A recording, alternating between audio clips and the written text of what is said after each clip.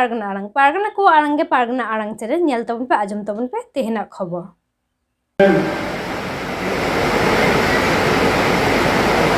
go baba doi dada saute माझी बाबा pargana baba ko saute sautare honorable maje susurial saute aro buddhijiri hor ko sanam khonang marang ko do yang ojapa godjoha ar hudin ko do konam terek sonok dulun parai hoto pati tihin bhul maha tihin mami mari akhara din setera kan tahu tihin jahai he setera kana sitari modo kana hawra jela Hooghly জেলা আর ওই বর্ধমান জেলায় এখনো আরো programme মেনাতে হয় না two মাধবী খানারে আদি Sita redo কাতে অপেটিং সহসতে খানা তিন দগলি আর যদি সীতা রেডো মাইনা কেন হুলমা সম্বন্ধে যাই লয়ে কাবলা আমাদের মাস্টার মশাই আগে যিনি ছিলেন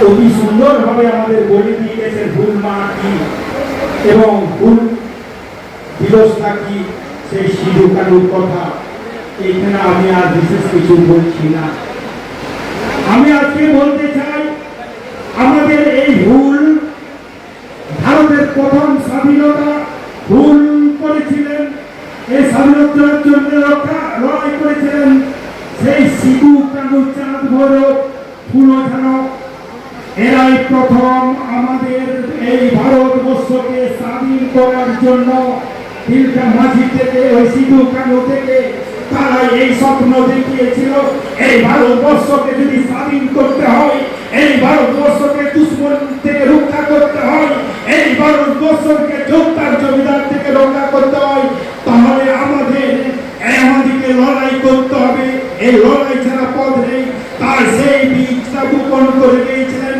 সিধু কানু চাঁদ ভৈরব যেখানে ভবনাদি মাঠে সেই মাঠেতে লড়াই করে গিয়েছেন ফুল ফুল ফুল ফুল বিদ্রোহ আজও সেই বীজ বপনের দিকে হুল করে যেতে হচ্ছে আজও আমরা প্রকৃত স্বাধীনতা পাইনি আজও আজকে ভারতবর্ষে কোনো মাঝি বাবা বলা পারগানা বাবারা আমরা প্রকৃত স্বাধীন পাইনি আজও আমাদেরকে হুল করে যেতে হচ্ছে আর দুটো অন্যের জন্য আমাদেরকে লড়াই করে যেতে হচ্ছে কেন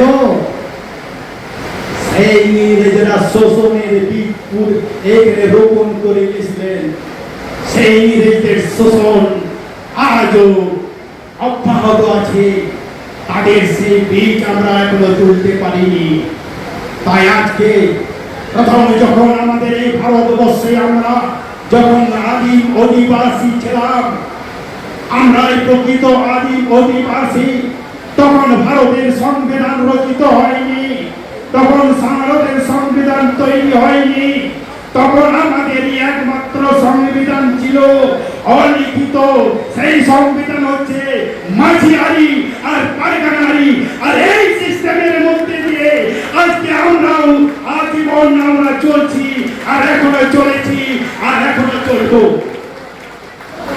এই মাঝিয়ারি এই পারগানারি এই সংবিধান আমাদের কেউ তুলে দিতে পারবে না আমাদের এটা লিখিত তাই আমরা এই ভারতবর্ষের যত রকমের আদিবাসী রাজ্য থেকে যারা আমরা আরো মঙ্গল সম্রাট থেকে বিভিন্ন সম্প্রদায় মানুষ আমরা এই আদিবাসীকে আমাদের এই ভারতবর্ষের ঠাঁই দিয়েছিলাম এবং কেন দিয়েছিলাম আমরা সুখে শান্তিতে বাস করি আমাদের দপ্তর আছে আমরা মাঠে কাজ করতে পারি আর আমরা অন্যের অভাব আমরা অবোধ করতে আমরা মাঠে কাজ করি আমাদের বনের ফল পাকড় দিয়ে আমরা মানুষ হয়েছি আমরা চাষবাস করে আমরা মানুষ হয়েছি আমাদের কোনো অভাব ছিল না কিন্তু অভাবটা হলো কোথা থেকে যখন আমাদের এই ভারতবর্ষে ইস্ট ইন্ডিয়া কোম্পানি যখন এই ভারতবর্ষে এলো ওরা দেখলো এইখান থেকে নীল চাষ থেকে বিভিন্ন রকম চাষ আমাদের এই ভারতবর্ষে হচ্ছে তাই এই চাষটাকে কি করে এই ভারতটাকে দখল করা যাবে তাই ইস্ট ইন্ডিয়া কি করলো, যোদ্ধার জমিদার দিকে নিয়ে আমাদের এইখানে একটা প্রথা তৈরি করলো, সেটাকে সে চিরস্থায়ী ব্যবস্থা করলো। আর এই চিরস্থায়ী বন্দোবস্ত করার পরে আদিবাসীদের যে জমি থেকে উচ্ছেদ হলাম, আমরা আদিবাসীরা জমি থেকে উচ্ছেদ হওয়ার পর তারা কি করলো, তারা যোদ্ধার জমিদাররা কি করলো, তারা এই বেশি বেশি করে কর চাপাতে থাকলো। আদিবাসীরা দিতে পারতো না সে কর, এবং সে কর দিয়ে যখন বারবার কর দিয়ে আসতো, তাদের ঋণ শোধ হতো না, তাদেরকে করের উপর কর, করের উপর কর, তারা এইভাবে করে যাচ্ছিল। কিন্তু আদিবাসী ভাইরা কোনোদিন দেখে না কর কি জিনিস, তারা কর দিতে জানতো না, সরকার কি জিনিস তারা জানতো না। তাই তারা মেদিনীপুর, বাঁকুড়া, বীরভূম, মুর্শিদাবাদ থেকে তারা আজকে উঠে উঠে বিহারের যে ছোটনাগপুর সেই দামিনী করতে চলে গেলেন, সে পাহাড়ের প্রান্ত মিশে সেইখানেও তারা নিজেরা কি করলো, তারা বন কেটে, পাহাড় কেটে তারা ওখানে চাষবাস করতে লাগলো, তারা স্বাধীনভাবে চাষবাস করতে লাগলো।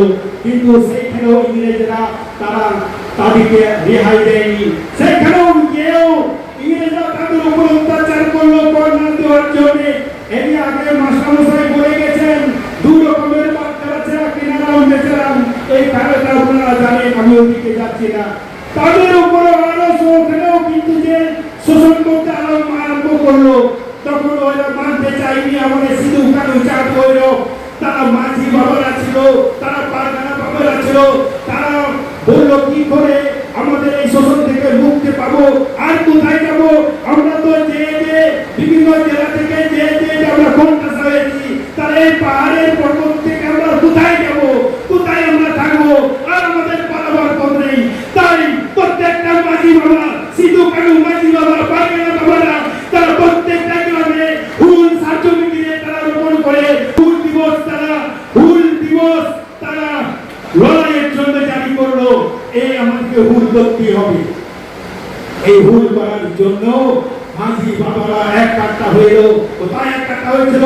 সেই পাহাড়, সেই ভগ্নাদি মাঠে হাজার হাজার 7,000 মতো মাঝি বাবা, মাঝি মানুষকে নিয়ে, পারগানা বাবাকে নিয়ে তারা এই লড়াইয়ের পথ বেছে নিল।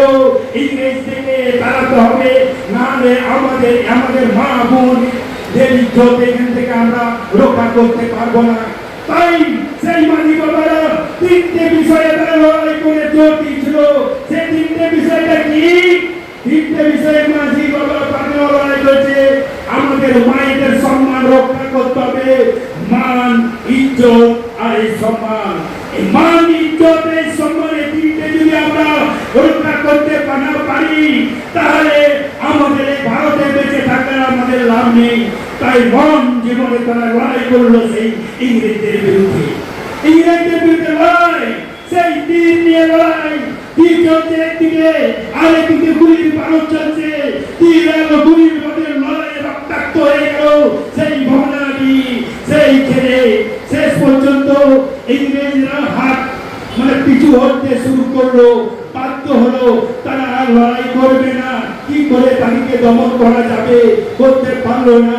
তখন ওরা নতুন পলিসি নিল, তাদেরকে ওই কি পলিসিটা নিল যে একদম তাদেরকে ওই সাঁওতাল পরগনা রাজ্য একটা তাদেরকে দেবে, এই আশা দিয়ে তাদেরকে এই লড়াইটা থামিয়েছিল। কিন্তু লড়াই আগে কি হয়েছিল? ইংরেজ দিকে লড়াই করলো, আমাদের মহারাজকে মারলো আমাদের মাঝি বাবারা। আর ওই পরিপ্রেক্ষিতে শেষ পর্যন্ত কি হলো? আমাদের যে সিধু, তাকে গুলি করে হত্যা করা হলো। আর কানুকে ওই পাট কাটে একটা গাছেতে, সেইখানে তাকে ফাঁসি দেওয়া হলো। এই হচ্ছে আমাদের ইতিহাস। শুধু ওই সিধুকে ফাঁসি দিয়েছে তা নয়, তার সাথে সাথে আমাদের অনেক মাঝি বাবাকে ফাঁসি দিয়েছিল। 20,000 আদিবাসীরা তাদেরকে ফাঁসি দিয়েছিল। 20,000 থেকে 50,000 মানুষ রক্তাক্ত হয়ে তাদেরকে মেরে দিয়েছিল। সেই লড়াই আজ আমরা শুধু মুখের কথাই শুনছি, চোখে দেখিনি। কিন্তু তখনকার আমাদের আদিবাসীদের কোনো নিকট লেখক থাকেনি সেই গ্রন্থের পুরো ঘটনাটা লিখতে পারবে। তাই আজও পর্যন্ত আমরা সেই মৌখিকভাবে মাঝি বাবারা পারগানা বাবারা সেই মুখে বলে বলে বলে এই কাহিনীটা নিয়ে চলে আসছি। আজও আমাদের যতদিন আদিবাসীদের মধ্যে আদিতত্ত্ববিদ মানে লেখক না আসে, ভালো লেখক না তা আসুকে আসবে, ততক্ষণ আমাদের ওই সিধু কানুর লেখা ওই ছোট্ট পাড়ায় থাকবে। তাই আজকে আমাদের যারা আদিবাসী ভাই বোনেরা লেখাপড়া করছে, যারা ইংরেজি সাইন্স নিয়ে লেখাপড়া করছে, তাদের কাছে আমার অনুরোধ, ভালো করে পড়াশোনা করো, ইতিহাসবিদ হও, আমাদের সমাজের যত রকমের সিধু কানু চাঁদ বলল তাদের ইতিহাস লেখো, তাদের অনেক তথ্য আছে আপনারা তুলে ধরবেন। আপনাদের লেখার পরিপ্রেক্ষিতে আমরা আজকে এখনকার ছেলে মেয়েরা পড়বে। তাই সবচেয়ে বিশেষ কথা আরো বেশি বলতে চাই না, আমি আরো আমাকে অনেক দূর যেতে হবে। তো যাওয়ার মুখে আমি তিনটে কথা বলে যাই। এই হুল মাহা ছিল আমাদের একটা বিদ্রোহ। সেই বিদ্রোহটা কি আমি আগে বলে দিলাম। সেই বিদ্রোহ তো সেদিন সিধুকুলারা রোপণ করে গেল, আজও আমাদেরকে সেই বিদ্রোহ করে যেতে হবে। কেন বিদ্রোহ করতে হবে, হুল করতে হবে? এই হুল করতে হবে তিনটে কারণ। আজকে বর্তমানে পশ্চিমবাংলা সরকার এসেছে, আমরা এই সরকারকে সাধুবাদ জানাই। আমাদের এই সরকারের কাছে আমাদের তিনটে দাবি থাকবে। একটা কি দাবি? একটা দাবি হচ্ছে আমাদের সাঁওতালি ভাষা গঠন পাঠন উপযুক্ত হয়, তার জন্য সাঁওতালি শিক্ষা বোর্ড গঠন করতে হবে। তাই তো সাঁওতালি শিক্ষা বোর্ড আমাদের চাই। আমাদের এই সরকার কাছে আমরা দাবি রাখবো। শুধু দাবি নেই, আমাদের বিদ্রোহ। আর একটা বিদ্রোহ হচ্ছে আমাদের ফেক এসটি। আমাদের ভারতবর্ষে সবচেয়ে পশ্চিম বাংলায় বেশি ফেক এসটি বেরিয়েছে। এই ফেক এসটিকে নির্মূল করতে হবে। এটা আমাদের এই বর্তমান সরকারের কাছে আমরা দাবি রাখছি। তাহলে দুঃখ হলো আর একটা কি, আর একটা আমি বলে যাই, আর একটা আমাদের ভুল হবে, যেটা আজও পর্যন্ত আমাদের ধর্ম কোড দেয়নি। প্রত্যেকটা আদিবাসীদেরকে যদি আমাদেরকে ধর্ম কোড না দেয়, তাহলে আজকে আমাদেরকে খ্রিস্টান হয়ে যেতে হচ্ছে, কাউকে মুসলিম হয়ে যাচ্ছে, আবার কাউকে বৌদ্ধ হয়ে যাচ্ছে। আমাদেরকে প্রকৃত আমরা যারা আদিবাসী, আমাদের লোকে আমাদেরকে রাখতে পারছি না, আমরা ধর্মান্তরী হয়ে যাচ্ছি। তাই আমাদেরকে এই ধর্মান্তরীকে রক্ষা করতে হলে কি করতে হবে? আদিবাসীদের একটা ধর্ম কোড দিতে হবে। আর এই আদিবাসীদের ধর্ম কোডের জন্য আমরা কেন্দ্র সরকারকে বারবার চিঠি দিয়েছি, আরো মাঝি পাটরা মহল থেকে, তাই যেন আমাদের আদিবাসীদের একটা ধর্ম কোড যেন দেয়। তাই এই তিনটে দাবি নিয়ে আজকে আমরা আমাদের ভারত জাকাত মাঝি পাটরা মহল লড়াই করছি।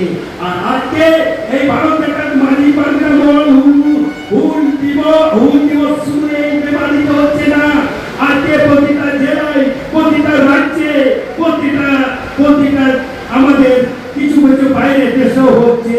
তাই প্রত্যেককে আমি অনুরোধ করছি, আজকে আপনারা যারা অনেক সময় দিয়ে আজকে আমাদের মাঝি বাবারা, আজকে পায়খানা বাবারা আপনারা এসেছেন অনেক মূল্যবান দিয়ে আমাদের এই লড়াই, সেই সিধু কানুর লড়াই, সেই রূপহন করে গেছিলেন। সেই সিধু কানুর লড়াই করে উনি বলে দিয়েছিলেন আমাদের মান ইজ্জত সম্মান এই দিন থেকে যদি রক্ষা করতে গেলে আমাদের আরো আমাদের লড়াই করে যেতে হবে।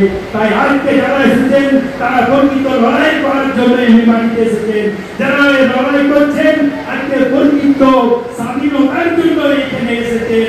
আজকে আমরা এই লড়াইয়ে আমরা থামবো না, এই বলে আমি প্রত্যেককে আমার মাঝি বাবা, পারগানা বাবা আর ভারত জাকাত মাঝি পারগানা মহলের মাঝি বাবা, তলা গুরু জেলা সমস্ত পারগানা বাবাদেরকে আরো বড়দের প্রণাম আর ছোটদের স্নেহ ভালোবাসা জানিয়ে আজকে এই মেমারি হুল দিবসটাকে সম্পূর্ণভাবে আপনারা শেষ করবেন। আমি এই শেষ করলাম। নমস্কার।